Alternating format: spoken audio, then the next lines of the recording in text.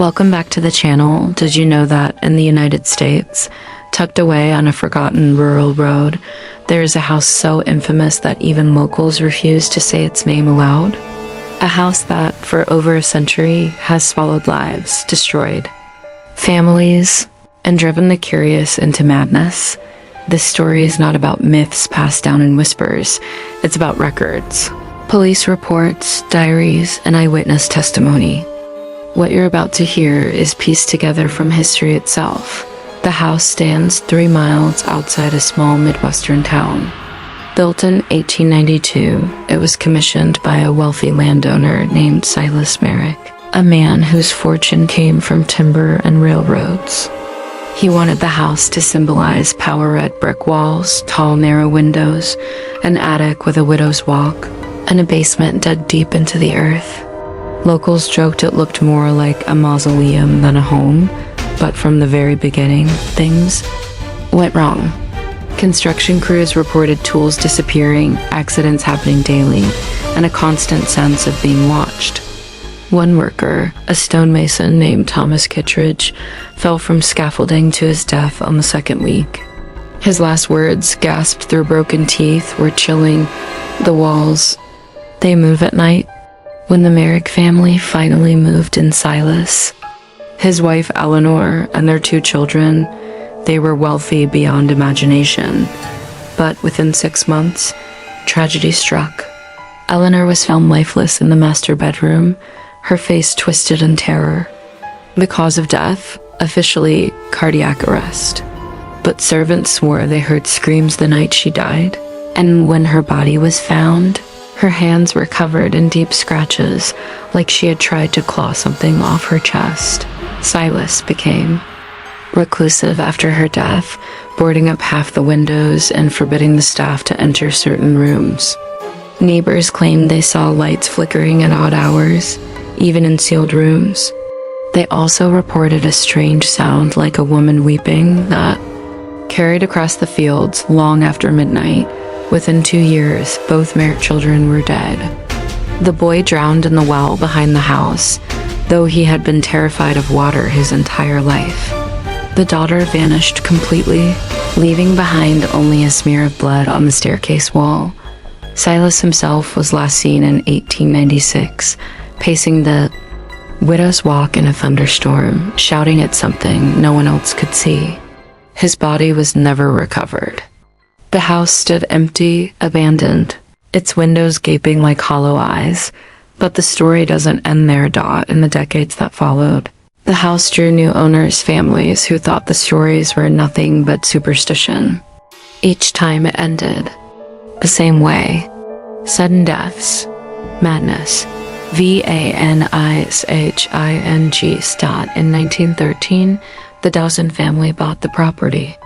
Within a month, their youngest son hung himself in the attic. No note, no explanation. The parents fled, leaving everything behind.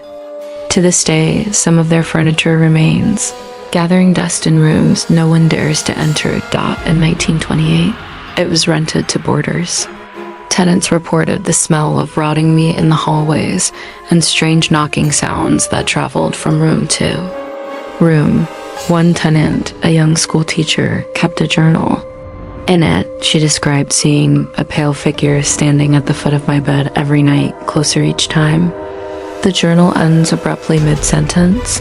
It is in the room with me, By the 1940s, the house was considered cursed. The county refused to put it on official maps. Realtors stopped listing it. Kids stared at each other to go inside on Halloween. Most never made it past the porch, but not everyone stayed away. In 1965, a group of college students broke in, looking for thrills. Only 2 emerged alive. They refused to speak of what they saw inside. Police reports state that the others were never found, though their belongings, shoes, jackets, wallets were discovered scattered through the upstairs hall. From that day on, the house was sealed with heavy iron chains. Yet somehow, people still go missing near it. Hunters, hitchhikers, urban explorers. all vanish, their last known location always the same, that road, that porch, that house dot, and here's where our story truly begins. Asterisk, by the late 1960s, the house had already earned a reputation among locals as a place where curiosity turned fatal. But while the county tried to bury its existence, others became obsessed. Paranormal researchers, journalists, and even clergymen arrived, determined to prove or disprove the legend. One of the earliest documented investigations was in 1969, led by a man named Dr. Howard Clements, a psychology professor from Chicago. He believed the stories of the house were nothing more than the result of hysteria, urban myth, and exaggeration. With a team of 5 graduate students, he set up recording equipment inside the house, reel-to-reel tape recorders, Polaroid cameras, electromagnetic sensors. For 3 nights, they documented strange events. Unexplained temperature drops, whispering voices caught faintly on tape, and photographs that showed distortions, blurs of white where no person stood. On the 4th night, everything changed. One student, Daniel Ross, vanished. The others claimed he had gone upstairs to adjust a camera and never came back down. Police searched the house for hours but found nothing. His bedroll, notes, and jacket were all still there. His last entry, scribbled in his notebook, read, "There's someone on the landing. Not Dr. Clements. Watching me." The disappearance destroyed Clements's career. Accused of negligence and even suspected of foul play, he retreated from public life. He never spoke of the house again, but the tapes survived. Stored away in a university archive, they reveal something chilling. On the final night, one recorder captured nearly 4 hours of continuous knocking, echoing through the halls, moving from room to room. Then a woman's voice whispered, "It's still hungry." After that, more investigators came. Some left with strange stories. Others never left at all. In 1974, a local priest, Father Raymond Cole, attempted to bless the house. Parish records describe his visit. He entered the house at dusk with a Bible, a flask of holy water, and 2 altar servers. 10 minutes later, one of the servers ran out screaming, his face pale. The other followed, crying uncontrollably. Father Cole stumbled out last. His cassock was torn, his crucifix bent out of shape as though wrenched by incredible force. Witnesses claimed his hair had turned white in the span of that single night. He never returned to the parish, and for years afterward, he was seen wandering town streets, muttering to himself, the eyes in the walls. The eyes. The house lay dormant for another decade, but locals knew it wasn't empty. They spoke of lights flickering in the upper windows, of shadows moving behind curtains in rooms that had no furniture, of voices that drifted on the wind. When you stood too close to the gate in 1983, a television news crew from St. Louis decided to run a Halloween feature on the most haunted house in America. The footage they shot never aired. According to one surviving crew member, the cameraman, their equipment malfunctioned almost instantly upon entering. Batteries drained, lenses fogged, but the audio captured something terrifying. During one interview segment, a reporter was describing the Merrick family history when a low voice cut through the microphone. It was not her voice. It was not anyone in the room. The voice rasped, "You shouldn't be here." The reporter fainted on the spot, and the segment was permanently shelved. The network refused to release the raw footage, but whispers of its existence spread, fueling the legend further. The 1990s brought a new wave of interest, this time from thrill seekers. Urban explorers, emboldened by growing internet forums, began posting about the house. They described peeling wallpaper, overturned furniture, and rooms that smelled of sulfur. They also described doors that slammed shut on their own, hallways that seemed longer when you walked back than when you walked forward, and an attic that breathed, expanding and contracting like a living lung. One group of explorers claimed they found fresh footprints in the dust bear, human-sized, leading down into the basement. But when they followed them, the prints stopped suddenly in the middle of the concrete floor, as though the person had vanished into thin air. Another post from 1999 described a more disturbing encounter. A man claimed that while in the kitchen, he heard someone whispering his name. He turned, expecting his friend, but found himself staring at his own reflection in the window. The reflection, however, didn't move when he did. Instead, it smiled. He never went back, but his account remains archived in old online forums, debated endlessly by believers and skeptics alike. And yet, the most chilling accounts are not from strangers, but from those who live near the property. A farmer who owns land half a mile away swears he hears children's laughter on foggy nights, drifting from the house. His wife claims she sees a woman in white walking the fields at dusk, always heading toward the property but never arriving. Delivery drivers refuse to take the road after dark. Hunters give the area wide berth. Even the county sheriff, when asked in a 2005 interview why the house hasn't been demolished, said only, "We've tried." It doesn't stay down, because here's the part that unsettles everyone the most. The house has been burned twice, torn down once, and left to ruin. Yet each time it comes back. In 1952, a fire reduced the structure to charred rubble. Locals celebrated, believing it was over. But by 1955, the house was standing again, brick by brick, exactly as it had been before. No record of rebuilding, no contractor, no explanation. And in 1977, a demolition crew arrived, tearing down walls, hauling away timber, even flattening the foundation. Yet months later, hunters swore they saw it on the horizon, exactly where it had always stood. It should be impossible. But the house refuses to die. And those who enter it rarely return. By the early 2000s, the haunted house had shifted from whispered folklore to a documented problem for county law enforcement. Sheriff's offices across 3 decades had maintained incident logs related to the property, while most cases were labeled trespassing or runaways. Several files stand out disturbing. Unsolved disappearances that all ended with the same coordinates. The house at the end of the dirt road. 2 high school seniors, Mark Adler and Jennifer Cray, vanished after telling friends they were going to the house for a Halloween dare. Their car was found parked near the gate, headlights still on, doors locked from the inside. The sheriff's deputies who entered the house searching for them described a suffocating atmosphere. One deputy, speaking years later, said, "The air felt heavy, like breathing underwater. Every step echoed too loud, like the house was swallowing the sound. We called their names until our voices cracked, and then the walls knocked back. 3 times, like something answering us.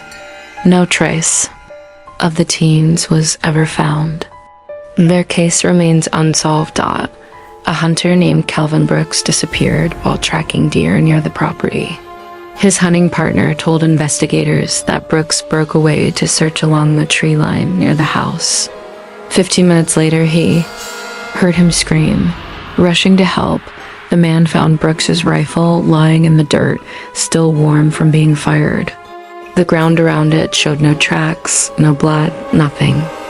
It was as if he had been lifted straight into the air. When deputies later searched, they found a single set of wet footprints leading from the field up to the back porch of the house. The prints ended at the door. The door was locked. A group of 5 amateur ghost hunters from Illinois filmed themselves entering the property at night. They live-streamed portions of the exploration to an early internet forum. For 30 minutes, viewers watched as they laughed nervously, moving through the kitchen and parlor, joking about real Scooby-Doo vibes. But then the feed grew erratic. The video pixelated, froze, and resumed with only screaming and rapid camera movements. At one point, a door could be seen slamming shut behind them with unnatural force. The final frame showed one of the investigators staring directly into the camera, her face pale, whispering something inaudible. The screen went black. None of the 5 were ever seen again. Only the camera was recovered, lying in the driveway outside. The recovered tape ends with 2 chilling words, spoken by an unfamiliar low voice: "Stay inside." Following these incidents, county law enforcement tried to bar access to the house permanently. Chains were placed on the gates. Warning signs were installed. For a short time, deputies patrolled the area, but officers themselves began refusing assignments. Some quit the force entirely after nighttime shifts near the house. One particularly unnerving report came from Deputy Carla Hayes in 2007. She was stationed on the road, ensuring thrill seekers stayed away. Around 2 a.m., she reported hearing footsteps circling her cruiser. When she stepped out, gun drawn, there was nothing. Minutes later, her radio crackled not with static, but with a child's voice whispering, "Come play." Hayes resigned from the force the following week. The more the authorities tried to suppress the stories, the more the legend grew. Online communities began calling it the house that refuses to die. Rumors circulated that it was built on cursed land, or that Silas Merrick had dabbled in occult rituals during construction. Others claimed the house itself wasn't haunted at all, but alive, feeding on those who entered, repairing itself with their souls. Videos surfaced of explorers filming the outside. Some captured faint silhouettes moving in the windows. One clip from 2010 shows a curtain twitch, as though someone inside pulled it back to look out, though the house had long been boarded up. And yet, every time skeptics attempted to disprove the legends, the house answered with something undeniable.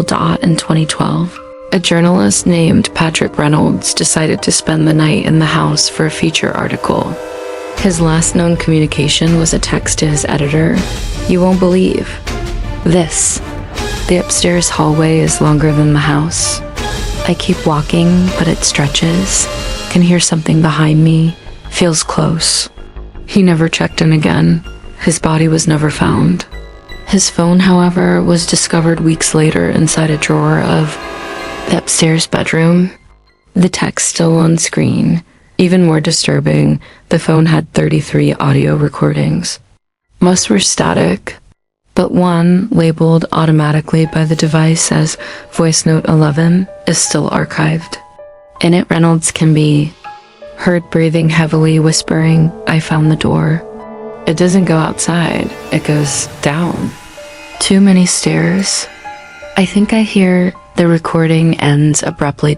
As of today, the property remains chained and marked with faded "no trespassing" signs. The county disclaims responsibility. Officially, it doesn't exist, yet people still go. Teenagers on dares, paranormal enthusiasts, thrill seekers. Some come back, shaken and pale, refusing to talk about what they saw. Others don't come back at all.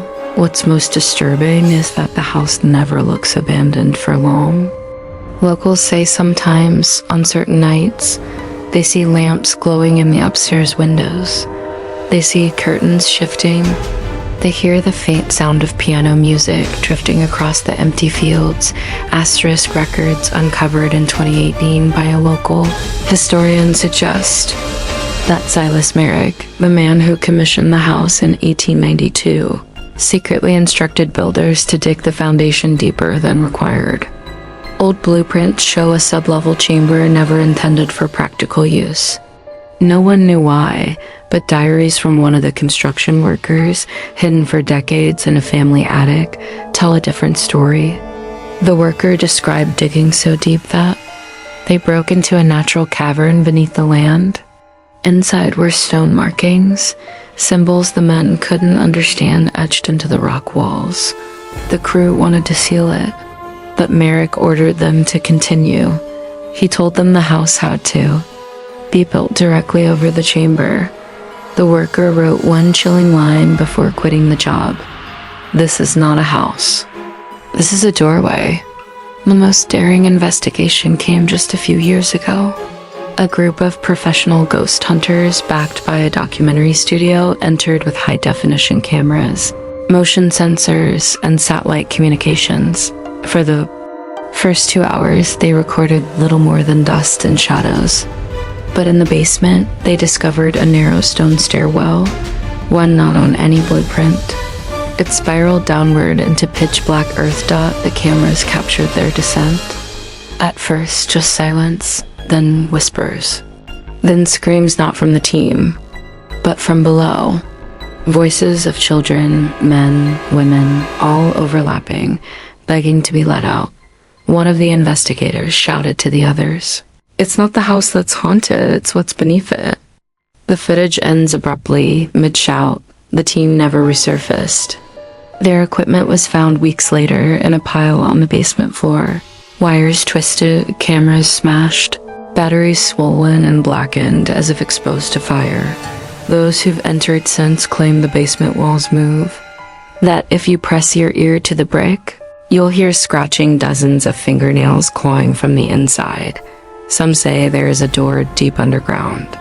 Not wood, not steel, stone, older than the house, sealed with carvings that glow faintly. When touched dot, no one who's seen it has lived to describe what lies beyond. Local silence today. The town closest to the house avoids speaking of it. Property maps exclude it. GPS apps glitch near its coordinates. The land is considered county-owned, yet no office claims responsibility, but whispers remain. Hunters report hearing the distant toll of a bell when they cross into the woods near the property, though no church stands for miles. Truckers on the highway say they've seen the silhouette of the house on the horizon when the moon is full. Even though it should be hidden by miles of trees dot and in the town library, there's still one book checked out, never returned, containing the genealogy of the Merrick family. On the inside cover, a handwritten note, "Blood builds the walls. Blood keeps it standing." The closest thing to a survivor's testimony came from a man found wandering a rest stop in 2021. He refused to give his name, but wore clothes caked in mud and dust. When asked where he came from, he whispered only, "The house." Doctors reported he was dehydrated, malnourished, yet showed signs of having been underground for weeks. His fingernails were broken, his fingertips raw, as if he had been clawing at stone dot when pressed for details. He began screaming, "It doesn't let you leave. You think you've walked out, but the doors open back inside. It keeps you. It plays with you. You'll never know when you've really escaped." Before authorities could learn more, the man vanished from the hospital bed. Security cameras show his room empty one moment and the next. The sheets twisted into the shape of a body, but no one inside, which leaves us with the truth. The haunted house in the United States is not just haunted, it is not just cursed. It is something older, something alive, something that should never have been built upon, and it will never stop, even if burned, even if torn down, even if buried. It returns because it must, because it wants to. The last words recorded by any investigator scratched into a wall with shaking hands before vanishing say, "At best, the house is not waiting for you. The house is calling you." Asterisk, so if you ever find yourself on a back road in the Midwest and you see a red brick house standing alone, its windows dark, its porch sagging, its chimney leaning like a finger, pointing at the sky, don't stop, don't look. And whatever you do, don't go inside dot, because if you do, you might never walk out again. And even if you think you have, how will you ever be sure?